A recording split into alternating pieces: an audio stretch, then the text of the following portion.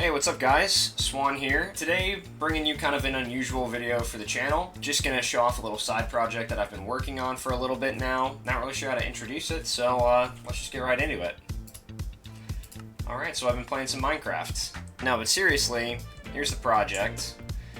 I've been working on this Redstone computer that plays Blackjack. You know, certainly not the most novel thing in the world, but there's some interesting things about the design that I wanted to show off. So why don't we start off with a demo of the game, and then I'll get into the guts and show you guys what's so cool about this. Alright, so I think the first thing you'll notice about this world as I start to show it off is that I'm in survival. That's right, this entire project, this whole thing was done in survival Minecraft. One of the hardest parts of this whole thing was just having to source all the redstone and other resources that I needed to actually put this together.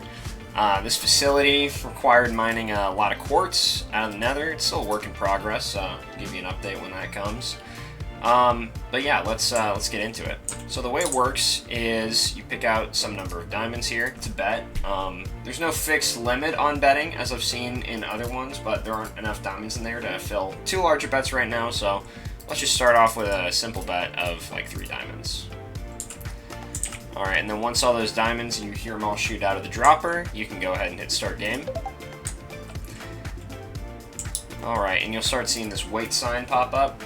Now, the slowest part of this thing is the random number generator required to do the card draws, but we'll get into that in a little bit. I'll just be cutting around here to the most important parts. Alright, so we see that the dealer drew a 2, and so now we're waiting to see what our first card is. We drew an 8, so now the dealer is drawing a secret card, and then we're going to see our second card get added to the total here in a second. Alright, so we're up to 18 now, which means that our second card was a 10. Alright. So since we're at 18 versus 2, I think pretty straightforward. We're just going to stand here. Alright, now that we stood, we're going to see what the dealer's secret card was, so let's see. Alright, so they had a 2, they were hiding a 9, so they're up to 11. Let's see what their second card is, and then whether we win or lose. 19, so it looks like they beat us by 1, and there will be no payout right now, unfortunately. And we get the lose sign right there. Alright, so why don't I give you guys a tour, show you guys inside the guts a little bit here. Alright, here we are. This is the first area that I built for the computer, and it's where I like to start to explain it. This bit over here is the random number generator from which we get our card draws. So it's basically an item sorter. We've got this dropper over here with a bunch of eggs in it, representing different cards that we could potentially draw. Alright, there's 7 in this one, and 7 in another one. And which dropper we choose from is determined by this initial dropper, right? Because there's 13 different cards in a standard deck of cards. They couldn't all fit in one dropper, so I had to split them up and choose one of them at random so that everything is fair. Okay, so when one of these is picked, they go into the appropriate dropper, like any other item sorter. And then on these lines, that result is encoded onto this temp register here. This register stores the result of whatever the most recent card draw was. So it looks like the last card drawn was an 8, which is consistent with the game that we just played. So I want to leave a quick disclaimer. I didn't really follow any tutorials for this. I did follow a couple just to learn the basics of logical redstone. I have taken some classes in the past on CPU architecture, so I know the basics of binary, simple adding, stuff like that, but as far as the actual redstone designs, I was a complete noob to all of this. I just learned some basic logic gates, and I learned some designs for adders and magnitude comparators that I'm going to show off in a second here. The output from this temp register, which again stores the result of a card draw, is fed into 2 places, primarily this 5-bit carry cancel adder, the design of which I learned from Matt Batwings. I would highly recommend his channel. He's got some great coverage on logical redstone in Minecraft. So the reason I feed the temp register into this adder instead of just routing it directly into other registers is because I want to be adding it to the current player hand or the current dealer hand. And so for those, I have these registers here. We have 5 bits. This is the least significant bit, this is the most significant bit, And then we have a special flag for if there's an ace in the hand. This is important because there's some special rules when there's an ace in the hand. Now, for that same reason, this carry cancel adder is sort of modified. It goes directly into this magnitude comparator, which checks to see if we are greater than 11, if the value of these bits post-add is greater than 11. The reason that's important is because if we're greater than 11, then whether or not you have an ace in your hand is pretty much irrelevant. It doesn't matter. So if the ace flag is turned on for one hand, we want to turn it off if there's a 12 or higher so that it doesn't mess with any of our computation later down the line. Yep, so we've got the dealer register here. This stores the dealer's current hand. Upstairs, we've got the player register. All right.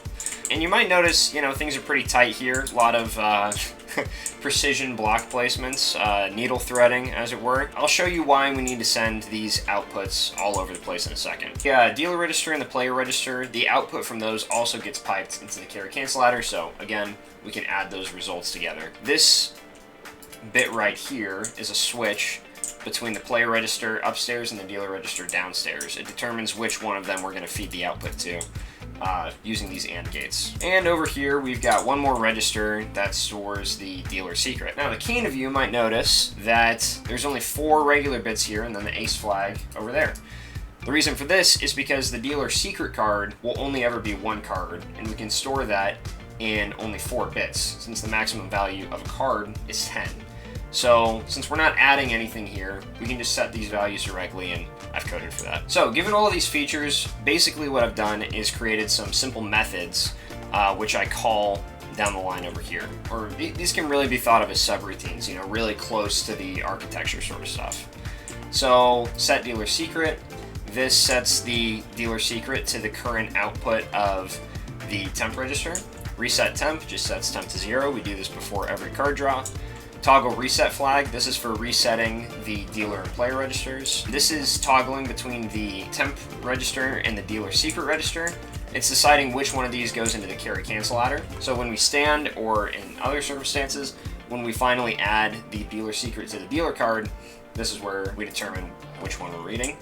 Select player register, select dealer register. This is both which one is currently outputting to the carry cancel adder and which one we can set using this method. So this just takes the output result from the carry cancel adder and it feeds it into whichever register we have selected from these. So from those, we can also derive some other methods like clear all registers, just 0 everything out. Draw secret card. So this would be like clear the secret register, draw a card, and then set the secret register. This is all about building levels of abstraction. If you have any sort of background in programming or low-level programming in particular, this will all be really familiar to you. Draw player card, same idea.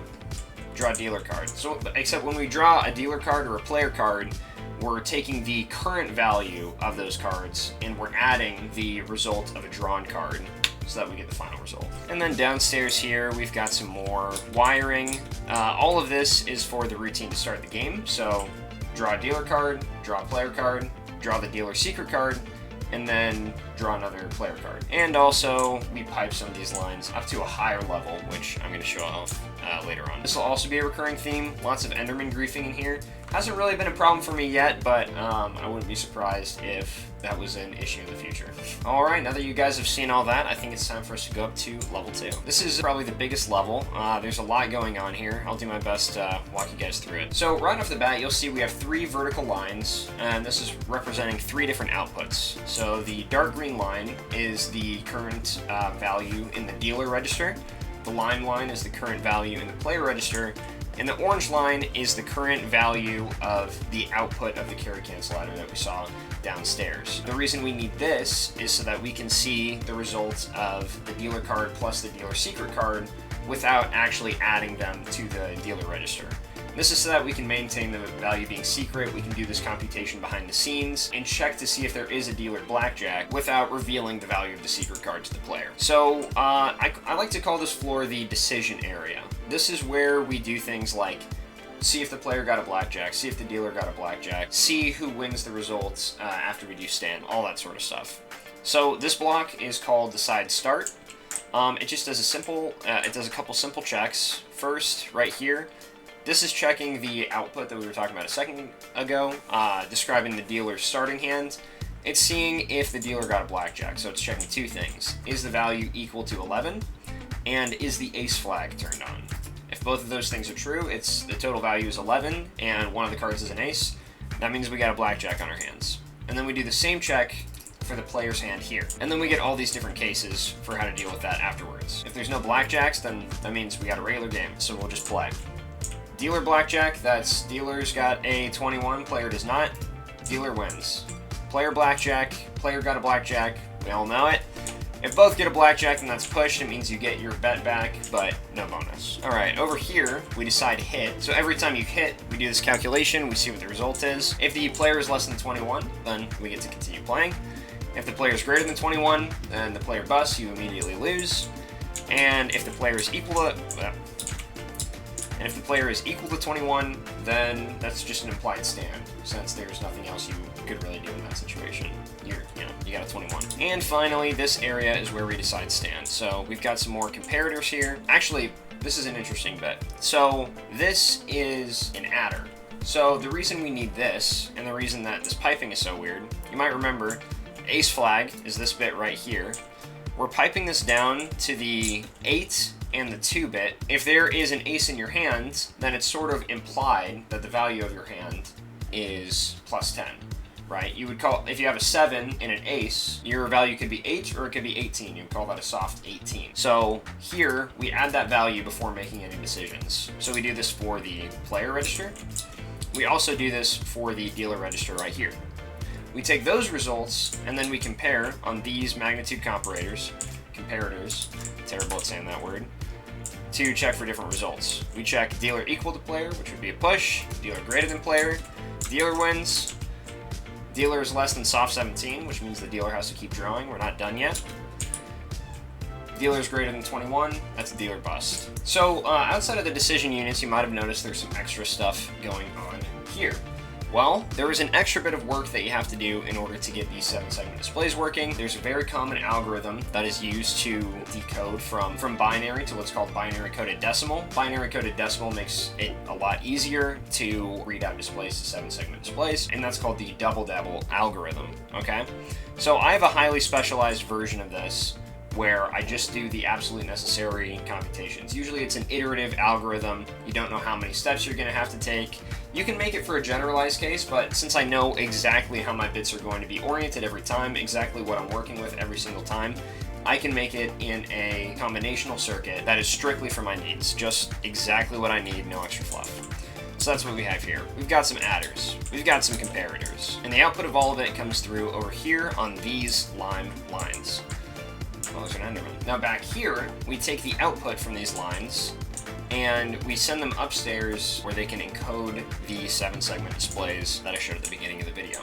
So this is, we have the lower significant digit, so we decode for the values 0 through 9, and then over there, we only need to decode the values 0 through 3. Since that's the highest that we could ever expect our hands to get is up to 30. And we do the same sort of double-dabble decoding, that was fun to say, for the dealer register over here with a slightly more compact circuit. Another thing is, as I was building this thing, I was actively getting better at making redstone, so a lot of my stuff in the beginning seems pretty amateurish. I like to think that I got better as I progressed through making this thing. So yeah, we do double dabble here, output comes out here, we pipe the output in this direction, and then we decode it into the different digits over here. Alright, and without even realizing it, we went up another floor. So, that is pretty much all of the guts. Everything mundane, every sort of method that we would want to call, every decision that we would make, is all done down there. Now, this is the actual driving game logic. Let's start by looking at some methods. Now, you might remember that when we were in the basement, I talked about routing some methods upstairs. Well, that's exactly what this is. Here we have the start game method, we have the draw player method, draw player card, draw dealer method, add secret card to dealer, and toggle temp register. These are all routed upstairs. You might be wondering the difference in significance between the red lines and the yellow lines. That's very intentional. The red lines are for when we want to trigger a method. The yellow lines are sort of like a callback that tell you once the method has been complete. Well, why do we need this? Why can't I just, wait for it? Is this lazy? No, it's not. The reason is because it's an indeterminate amount of time how long the card draws are going to take. So for something like Draw Dealer, where we draw a card and add that card to the dealer register's current value, we want to know when that ends, because it's impossible to know how long it's going to tell.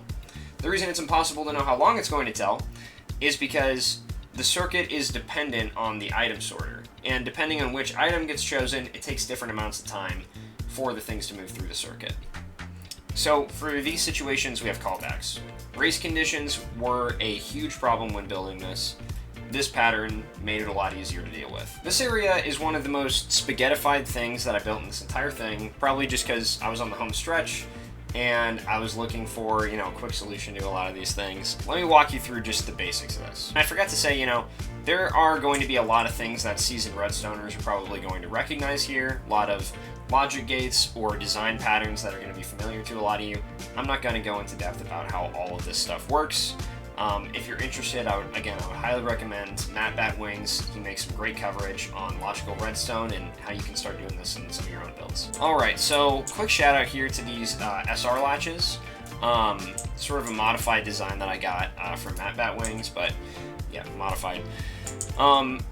Essentially, these determine whether or not any of the buttons we press upstairs do anything. So if a game is currently started, we don't want to be able to start a game, so we want to latch that on and off. And this is the play lock. If the computer is currently thinking, if it's drawing a card, and we don't want the hit and stand buttons to do anything, we lock off that functionality. Alright, so this cyan line that becomes a red line that goes into this AND gate is the start game signal. So when you press a button upstairs, it's going to toggle this. It's going to go through this AND gate, it's going to go through this AND gate. There's a lot of checks, a lot of stuff going on under the hood that is not super important for this video. So this is an interesting design pattern that I sort of wanted to show off. We do two things when we start the game. This is the final thing that comes out after all the AND gates. One, we hit this red line that is piped to the start game method that I was showing you guys before. And two, we flip this copper bowl. The reason we do this is the start game callback. The start game callback should only fire after start game has been called and all of that is finished. However, if it fires at a different time, then we might get an unexpected result. It's going to call other things that we don't want to happen. Turning this on is saying we are expecting a callback from that method. This is especially important downstairs where we do things like we check for callbacks for when you draw a card. We draw cards in tons of different scenarios. If we're not expecting a card draw, then we don't want to do things like add that card to the dealer register's result or add that card to the player register's result. Setting a flag like this and saying we're expecting it and so we will only do this thing after this has been turned on is sort of like a defensive programming practice. So after start game has been called, we do a couple things. We allow the player to start the game on this line. That's just switching the latch that I was just showing a second ago.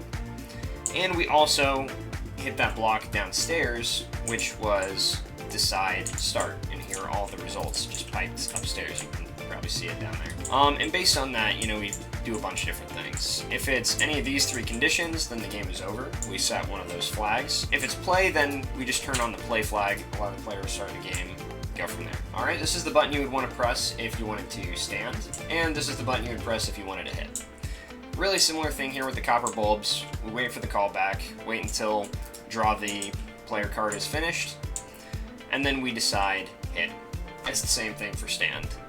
The only difference with stand is that there are a lot of cases, and some of them actually take precedent over one another, so you have to be pretty careful about how you're using your logic gates and computing everything in that situation. All in all, once everything is finished, one of these latches gets set to on. So at the beginning of this video, when we started the game, we lost, and so the lose flag is currently on. Alright, here we are at the fourth and final layer of this heaping pile of spaghetti. This is just where we're routing stuff to the different displays. Most of it is flags, like the lose flag that's currently lit up.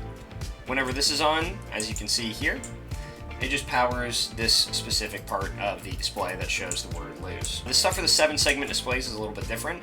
Here is a bad way of doing it. This is how I did it before. This is me manually encoding all the different decimal values into the 7-segment display here. Not every decimal value, every binary coded decimal value. So here we have 0 through 9, and then for the more significant bit, 0 through 3. Over here is a much better way that I learned to do it, using a Matbat Wings vertical decoder.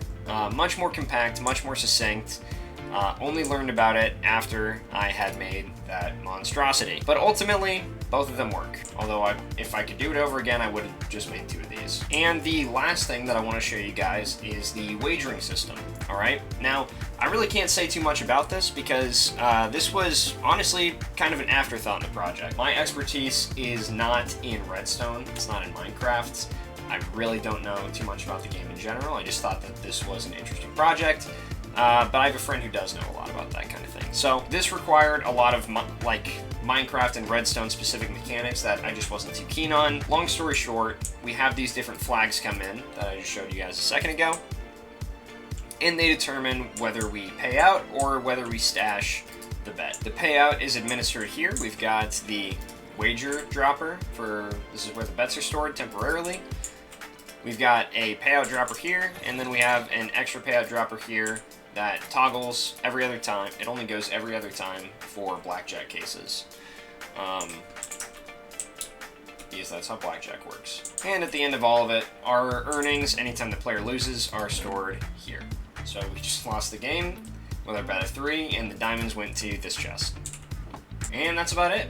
I'm sure there's some things that I didn't show you guys, but you could probably infer what a lot of that is. I want to reiterate and kind of expand on a couple points here. So first off, this was just a project that I was purely interested in. Hold on a second, it's nighttime. I gotta sleep so I don't get blown up by a creeper or something.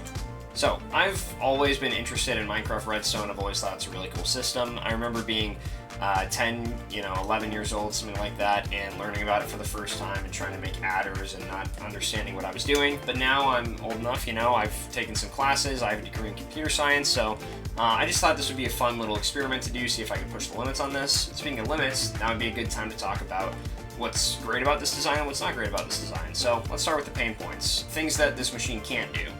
Double downs. Like I said, I don't really know much about the wagering system. I have some ideas for how you could implement a double down system, but I don't know if I have enough room downstairs to be able to actually implement something like that.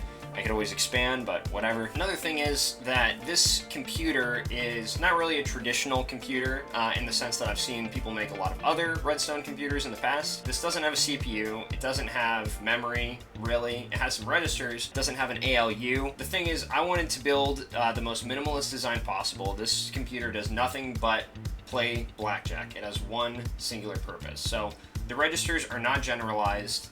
Everything is used for one extremely specific purpose, and that is a huge advantage when you're building a project like this. If you want to do something like this, I wouldn't recommend, especially in survival, building something like a CPU, because it's going to have a lot of general purpose that would be useful if it was doing a lot of different tasks, but it's not doing a lot of different tasks. It's doing one task, it's playing blackjack, and it's all the better for it. Another thing I wanted to expand on is the random number generator. It is, like I said, the slowest part of the entire thing due to the hopper sorting mechanism.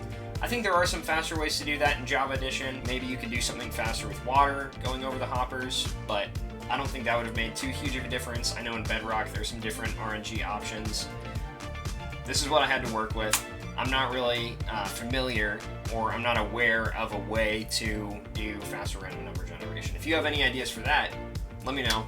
Maybe I'll make a video where I update the design of this thing. Guys, seriously, I know I'm gonna hear something about it in the comments, but this was done purely in survival. We had a redstone, witch farm that I set up in order to source all the redstone for this. There were no cheats, no creative mode, no access to anything like that. This was all done purely in survival. This machine also cannot do splits. So for those of you who are familiar with blackjack, splitting is where if you draw 2 of the same card, you have the option to place 2 separate bets, essentially, and start a hand starting from each of those cards. In order to do that, you would need to have enough registers or enough memory to be able to store something like that, but it could technically just go on forever. So since I couldn't make a complete solution for that, and I didn't really have too many ideas on how to go ahead and do that, I just didn't even really consider doing splits. Not to mention, I'm not sure how I would display it visually on something like this. Like, this is clean, this is compact, I wouldn't want to clutter it up with a half-baked mechanic or something. Now, there are some things that this machine does that I haven't seen in other Minecraft Blackjack designs, in the past. Namely that this actually goes up to 21. There's a really famous design that I took inspiration from, for sure, in a lot of ways. The main problem with it is that it only goes up to 14, so the number you're aiming for is 14, not 21. And there's some problems associated with that. It's an entirely different strategy. It doesn't have the typical routine of drawing the dealer card, drawing a secret card, yada yada yada. This has dynamic payouts. There's win, lose, push, blackjack. Each of those is a different condition that gives you a different level of payout. We have a full 21 here. We have dynamics with the ace card. There's a lot going on here that I'm super proud of. Once again, shout out to Matt Batwings. He was probably the biggest inspiration for this project. He's made some really cool Minecraft Redstone videos. I would definitely check him out. And of course, Nuclear Pheasant for helping me out with the wagering system.